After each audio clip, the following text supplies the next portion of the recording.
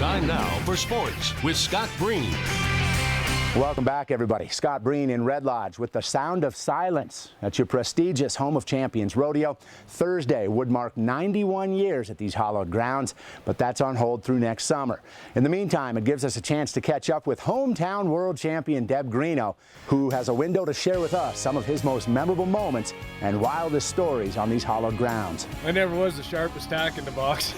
We chartered a plane, so we was working Red Lodge and Cody in the same day, so Red Lodge the afternoon, Cody mid-afternoon, then we'd be on to Livingston the next day.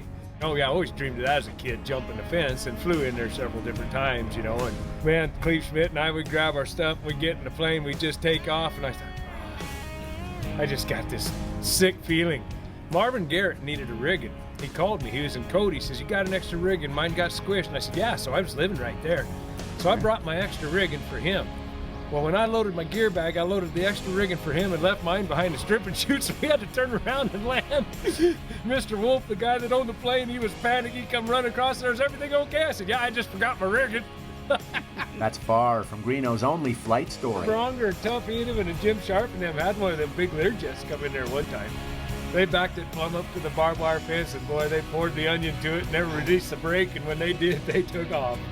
It was good watching. Fans will tell you it was also good watching Deb, and he's quick to point out the feeling was mutual.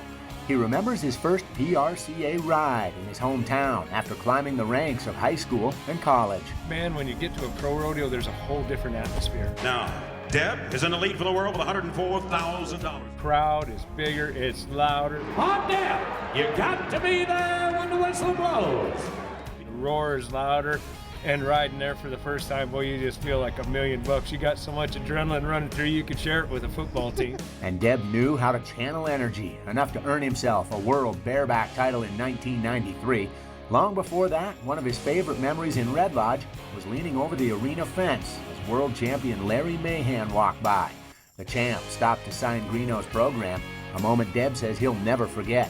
Fast forward to his own world championship year and the night he clinched it. With media a lot and your reporters, and I mean your night is really spent. So by the time the end of the night's over, everybody's out of the locker rooms and everybody's gone. And so I was telling Kim, my wife at the time, I said, shoot, Kim, I'd like to maybe run across over to Binion's. You know, I said, the boys are over there, I'd like to go see them for a little bit. She was beat, so she went to bed. So I walked in there. Chuck Logan's down there and says, Deb, buy me a beer. I said, shoot, Chuck, I just won the world. Why don't you buy me a beer? Because it's 10 minutes to midnight, and in 10 minutes, you're going to be an ex-world champion, he said. He again has proven what a solid bucking horse rider, rodeo athlete that he is. That was some of the best advice I ever got because, yeah, reality hit you. It don't matter. Them horses don't know what kind of buckle you're wearing. You still got to do your job. He never wanted to hang it up, but suffered a pretty bad groin injury in 2001. Could never get it to heal right. Said if he couldn't rodeo at Mach speed, he just didn't feel right about simply creeping down the trail. Yeah. Still all I want to do, but too many birthdays got me now. And now he still makes his living around horses. You'd go home broke, and well, Dad always had plenty of horses to shoe.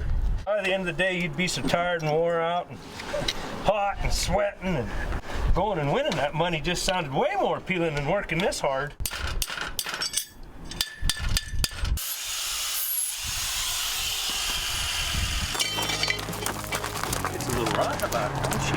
As for that first ever PRCA ride on his hometown dirt.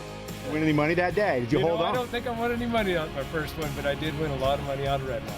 That's why he's not only a world champion, but also a fairly new kid on the block to Pro Rodeo's Hall of Fame. In Red Lodge, Scott Breen, MTN Sports. We're back in a moment.